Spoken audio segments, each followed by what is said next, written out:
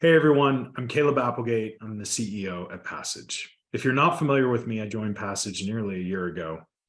A lot has progressed and evolved since then, and it's our job to constantly evaluate and adjust for the future of our company and for our community.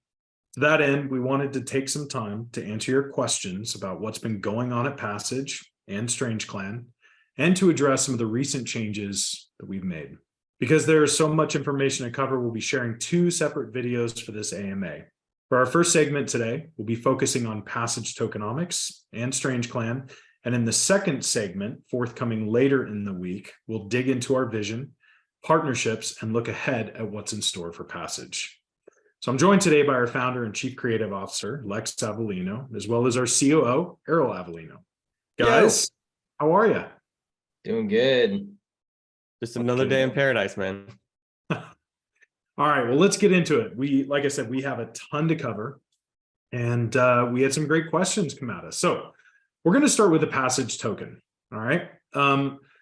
It was asked, what was the main reason for the tokenomics changes? Can you give a short summary of what changed and how users will benefit from these changes? And I can actually kick off this by saying, one of the things that I do as a CEO here at Passage is I'm constantly evaluating market conditions. Arel, you and I have been on dozens and dozens of calls with our SAFT participants. We look at market conditions. We see, what's happening, dialogue that's happening, where things are going, and a lot has changed in the last year. So I can't tell you guys how many articles Caleb has shared in our chat, the stuff we have to stay tuned with as leadership, and Caleb especially. Like, there's just so many things we're reviewing, evaluating with other projects. Yeah, 100%. Just had to chime in on that because there's a lot. It's pretty like wild. Really a lot. It feels a bit like the Wild West, no? Oh yeah, yep. Things changing constantly, for sure. Yeah. So look, market conditions are a massive influencer, and so we have to take the feedback that we're given, constructive feedback. Some of it was so timely and necessary that we had to make some changes. And so with several of our advisors and SAFT participants, as well as some of our partners, we decided to make a few tokenomics changes. So Arel, I'm going to kick it to you. What exactly did we identify needed to be changed? Yeah, so the biggest one is that our initial go-to-market tokenomics was set up around kind of a similar premise as Juno, where you would have really high staking rewards to incentivize early adoption. And because our community and the decentralization of the chain is extremely important, so having that early adoption is key.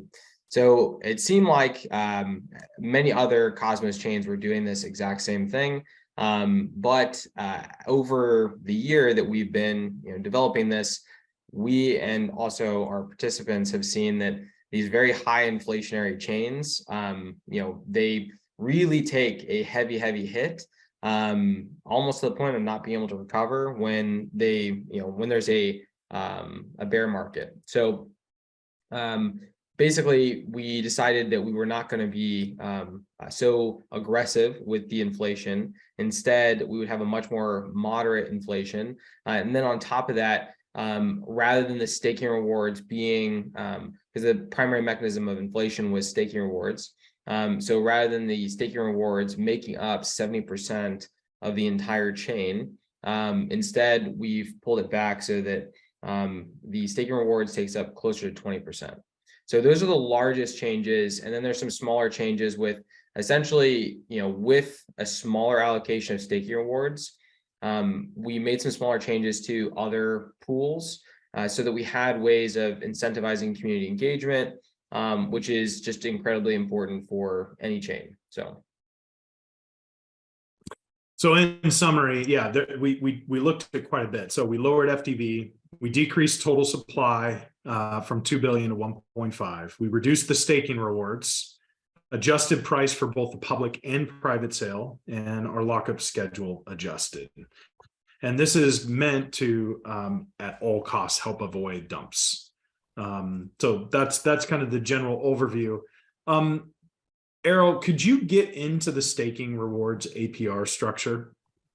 Yeah, so originally, kind of in tandem with the concept of having high inflation, we had pretty aggressive APR, APY, so that basically the minimum that you would get if you were staking your coins was about 50% of what you had staked. That really high inflation is just unsustainable for most chains. That's what we've seen play out. That's what many of the advisors that we've had coming in have seen play out. So we've changed that now down to 15% in year one, 12% in year two, and then whatever's remaining in years 3 onward would be 10%. Now that's just from the staking rewards pool, and then governance can always change those numbers. The other element to it is also this is an element that hasn't changed, but it's just sort of a reminder that the marketplace and any fees and transactions within the marketplace would be allocated towards continuing to incentivize staking rewards, so that the inflation wouldn't be the only mechanism to maintain those staking rewards. That's really important. So that part hasn't changed. Gotcha. Okay. The question was asked with the new tokenomics, what changes were made to the private sale allocations and fundraising? So I'd like to take that one because that's been my core focus. So we essentially decided we had a little bit of traction with strategic, and I was, if you guys remember, I was the one that decided that we should reopen a strategic round. And so what we quickly ascertained is that market conditions were very much against us. And so what we did is we went back and we said, hey, we should combine these rounds into one big round, which is initially what you guys had set out to do. It's a total of 25% of the total supply. And altogether, we're now raising slightly less, but the FDV is lowered. And in terms of actual fundraising, we're pushing all of our efforts towards a very well-orchestrated, well-thought-through public sale that's going to be forthcoming here in the summer months. Yeah. So looking forward, what revenue streams are going to be shared with stakers? Lex, do you want to take that one? Yeah, totally. So basically, I mean, this is an important question because for one, we gotta be mindful of the phrasing of the question in terms of revenue streams, right? Because ultimately, this is not about revenue sharing in the typical sense. What we're talking about is participation in the network, right? We want to make sure that people who support the infrastructure of the network, security of the network through staking, through buying and selling tokens, NFTs, people who are engaged in the utility, right, of the network, benefit. There is a holistic approach to the people who are most active in participating in the network and creating something, have the best opportunity to create a holistic cycle, right? This thing can support itself, that it makes sense, right? There needs to be a reasonable economic model when you build any other kind of marketplace, whether it's you're selling t-shirts to 3D assets to who knows what. There has to be a sustainable model. And one of the things that we have to have for this to be sustainable is the blockchain, right? The blockchain is what allows us to make this decentralized. And so part of supporting the security of that network is staking.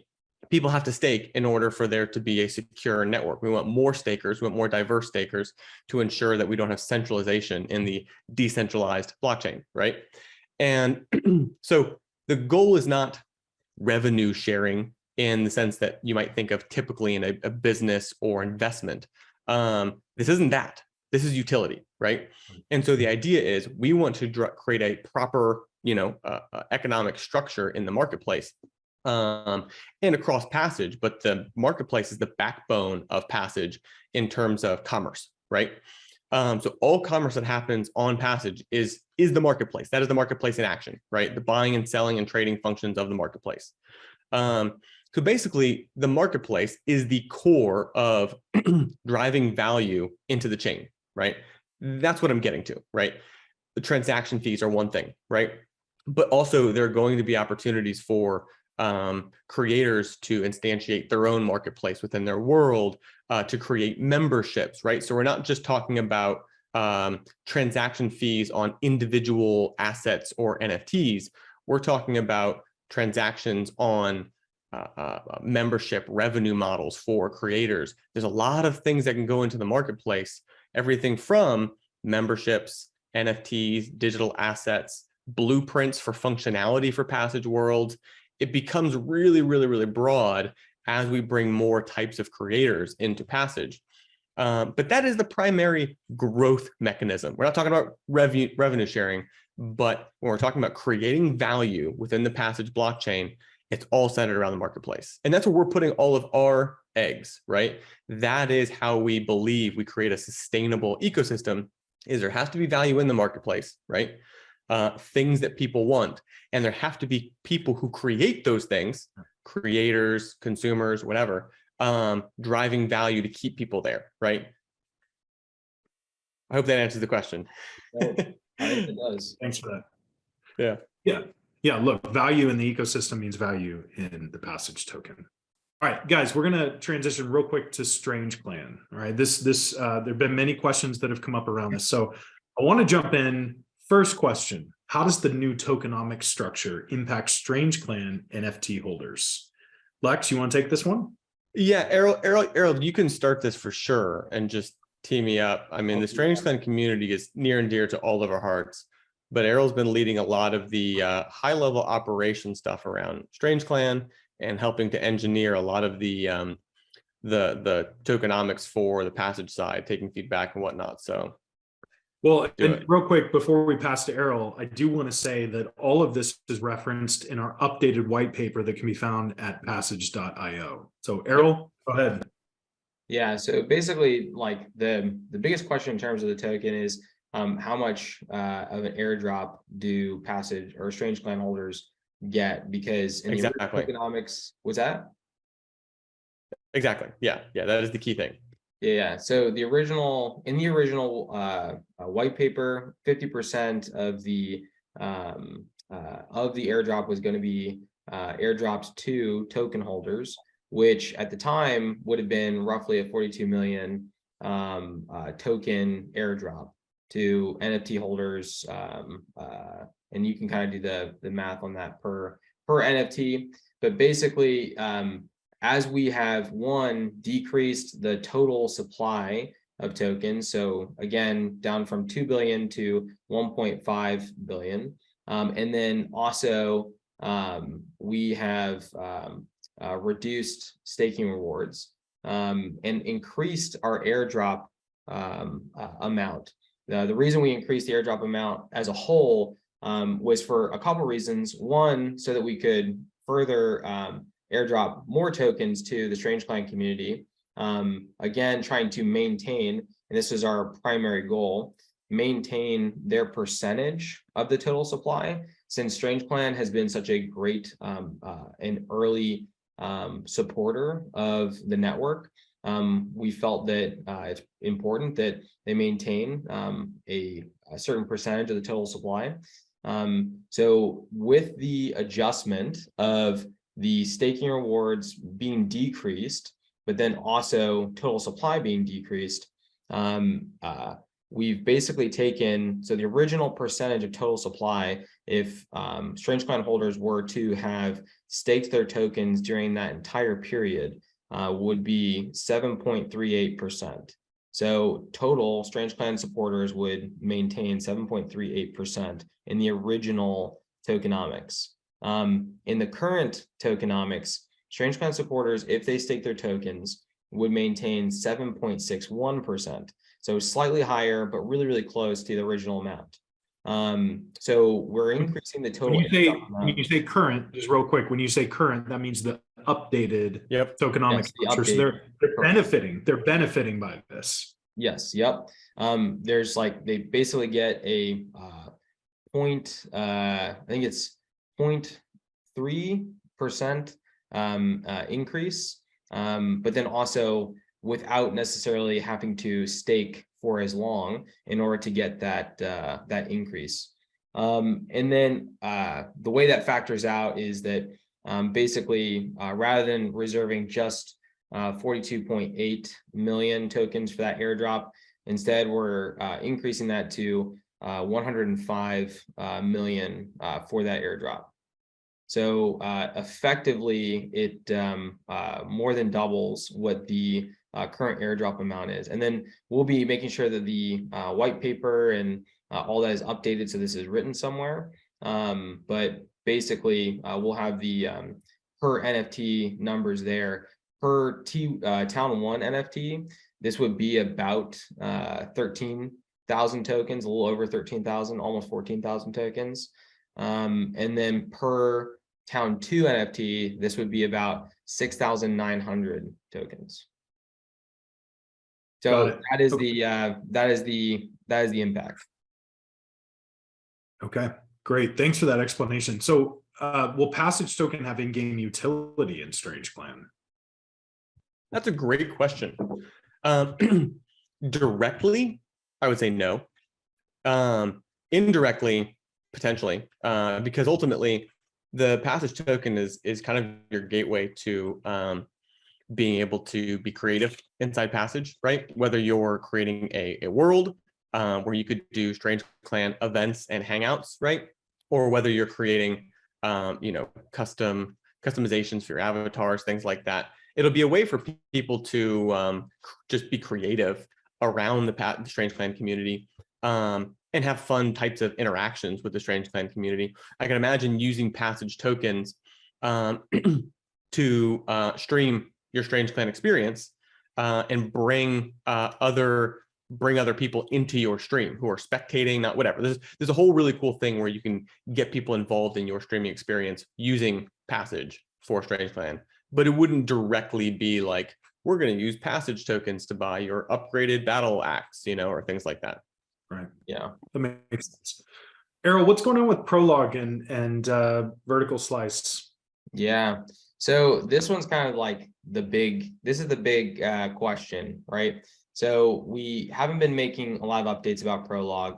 And part of that is because more recently, we've had a lot more developments happening actually on the Strange Clan main game side.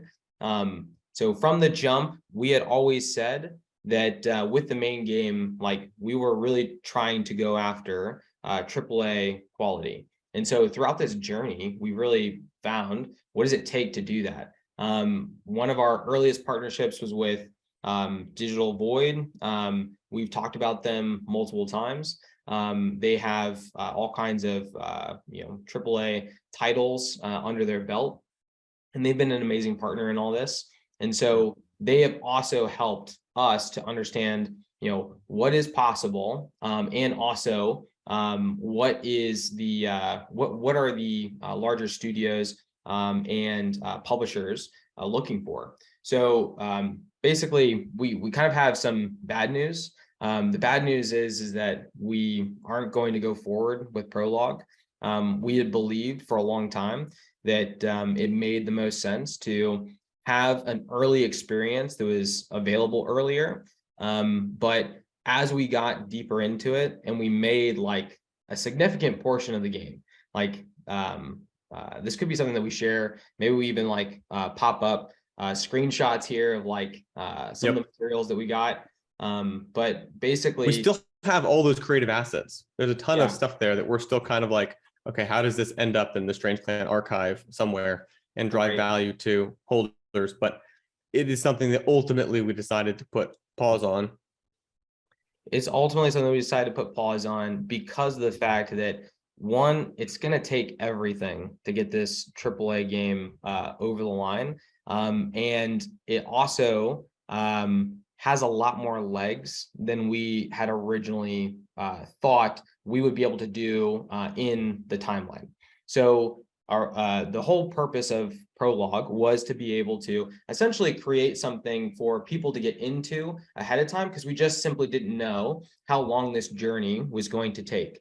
Well, so now, more recently, we have had meetings with publishers who they have told us what do they need to see next to be able to take this to the next major milestone. And it's what we've been talking about. We've talked about this before. There essentially needs to be a playable demo. And so we put all of our resources into, making sure that playable demo happens, because if we can get this greenlit by a publisher, all of a sudden that changes everything for Strange Clan. That changes everything for the IP as a whole, and really opens up a lot of doors for everything that we've been wanting to do with this game. This is totally something that would not have been possible if it wasn't for our partners over at Digital Void. The relationships that they have brought into this have been phenomenal. And we knew kind of going in that we're going to need to lean heavily on them in order to make something to the level that we were aiming for. So, hey guys, I gotta drop. See you, dude. Peace. Awesome. Errol, what about egg staking? Here's the thing about egg staking. The whole concept behind egg staking was that there could be something else that you do with the eggs, that they would hatch basically, and turn into something that could be usable for Prologue. Basically, at this point, the eggs are something that we can do something with, but not necessarily something that we have plans for at the moment. Because again, like right now, we're 100% focused on, hey, there's a AAA path here. Let's try to get this over to the AAA path. All right. So last question, and this one's an interesting one. With all the recent SEC lawsuit activity, has that changed anything in our plan at Passage? And is the Passage Foundation based in the US? Well, I can say Passage DG is not based in the US. Yeah. But in terms of has it changed our plan? Not really. I mean, we maintain every bit of emphasis on the utility of the Passage token. We've taken great care to look at the tokenomics holistically, given market conditions, given a lot of the regulation that's coming down the pipe. And we have an incredible legal team that's helping us kind of navigate through these often murky waters. So I can say not much has changed, if anything, in our plan. We're doubling down on Passage Core. Passage token is the utility token for the actual network. Errol, do you have any final thoughts on that?